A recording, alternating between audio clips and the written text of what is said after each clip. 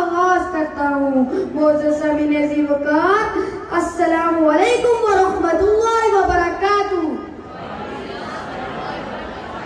آج مجھے جس موضوع پر لب کشائی کرنے کا موقع ملا ہے وہ ہے فضیلت قرآن۔ معزز سامعین عزیز وقار، قرآن مجید اللہ تعالیٰ کی وہ آخری کتاب ہے جس میں سابقہ تمام آسمانی کتابوں اور صحیفوں کے معتدل اور مناسب تعلیمات درج ہے۔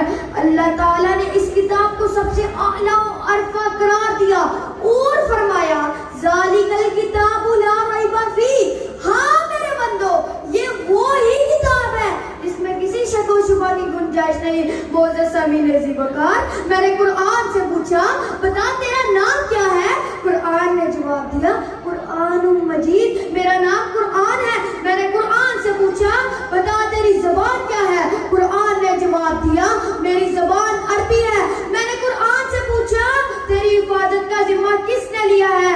قرآن نے جواب دیا میری حفاظت کا ذمہ خود خالق کائنات نے لیا ہے۔ میں نے قرآن سے پوچھا تجھ میں کسی شک و شبہ کی گنجائش تو نہیں؟ تو قرآن نے اس پہ بھی جواب دیا ذالک الکتاب لا ریب فیہ، میرے میں کسی شک و شبہ کی گنجائش نہیں۔ میں نے قرآن سے پوچھا تو کہاں رہا؟ قرآن نے جواب دیا فی لوح محفوظ، میرا مسکن لوح محفوظ تھا۔ میں نے قرآن سے پوچھا تو کس رات میں آیا؟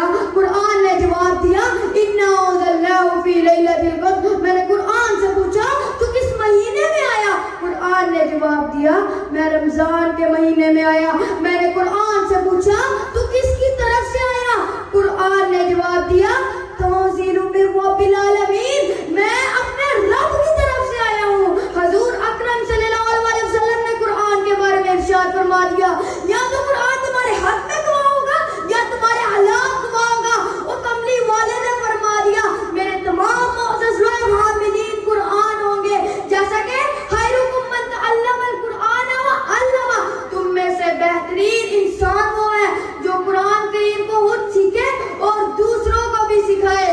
بیچ میں ایک شعر بولنا چاہوں گا، ہائے اگر مسلمان کا دستور عمل قرآن ہو جائے، ہائے اگر مسلمان کا دستور عمل قرآن ہو جائے تو مشکل سے مشکل کام بھی آسان ہو جائے۔